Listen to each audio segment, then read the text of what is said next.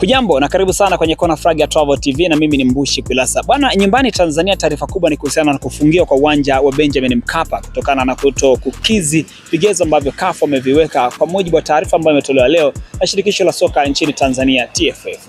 Mbali na taarifa hiyo, wachambuzi na wapenda michezo wengi wametoa maoni yao kuhusiana na kila ambacho kimejiri kuhusiana na taarifa hiyo.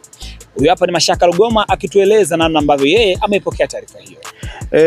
Moja kwa moja kwanza ni kwenye athari ni picha mbaya ambayo tunaipata kama taifa, kwa sababu kwa nchi yetu hakuna kiwanja kikubwa na chenye ubora kuzidi uwanja wa Benjamin Mkapa. Kwa hiyo kufungiwa kwake ina maana inajenga kitu ambacho kinatengeneza maswali. Kama Benjamin Mkapa imefungiwa, ambao ni uwanja mkubwa na wenye ubora ambao tulikuwa tunautazama kwa namna hiyo, je, vipi kuhusu viwanja vingine ambavyo viko mikoani? Hilo ni kitu ambacho sisi kama Watanzania tunapaswa kujiuliza.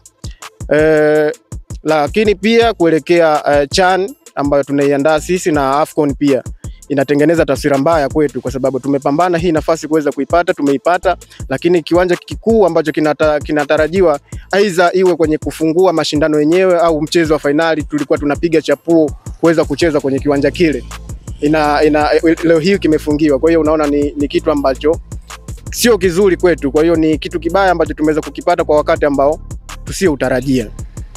Mbali na Mashaka, lakini pia Hassan Shabani anasema athari ni kubwa, haswa kwa namna ambavyo taifa linajiandaa kwa ajili ya kuandaa michuano mikubwa zaidi barani Afrika.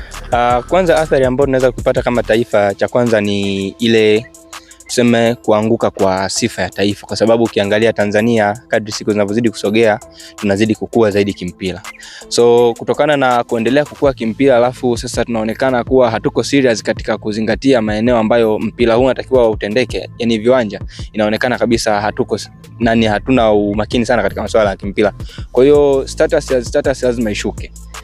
Kingine inaweza ikamwathiri Simba sana kutokana na kuelekea michuano yake ya shirikisho, na katika hatua ambayo anaenda ni michuano migumu, na pia ni uwanja ambao ameshauzoea kwa muda mrefu kutumia kama uwanja wake nyumbani. Pia ni uwanja ambao unamsaidia kupata composure ya mashabiki wengi tofauti na viwanja vingine.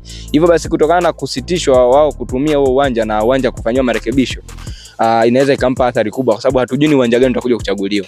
Klabu ya Liverpool imeondolewa kwenye michuano ya ligi ya mabingwa barani Ulaya licha kwamba ilikuwa inapewa nafasi kubwa baada ya kufungwa katika mchezo wa nyumbani, licha kwamba walipata ushindi katika mchezo wa ugenini, na katika hatua ya mikwaju ya penalty Liverpool walipoteza nafasi hiyo. PSG imefanikiwa kufuzu hatua ya robo finali. Hili halikutarajiwa na watu wengi, lakini hatimaye limetokea na kuashiria kwamba mchezo wa mpira miguu una matokeo ya kikatili ambayo pengine mtu anaweza asiyataraji sana. Wakati hayo yakijiri barani Afrika, klabu ya Ahli iligomea mchezo wa ligi kuu ya Misri dhidi ya timu ya Zamalek kwenye dabi ya Cairo. Hali hiyo imepelekea hali ya sintofahamu na kuibua maswali mengi zaidi kutokana na wiki iliyopita nchini Tanzania klabu ya Simba nayo iligomea mchezo wa dabi. Je, hili linaweza kuwa ndio utamaduni wa soka la Afrika kwa hivi sasa, ama mpira wa Afrika unarudi nyuma kabisa na kurejea kwenye zama za kuamini zaidi mambo ya nje ya uwanja kuliko yale yanayojitokeza katika viwanja? Hii ni Kona Flag ya Travel TV na mimi ni Mbushi Kwilasa.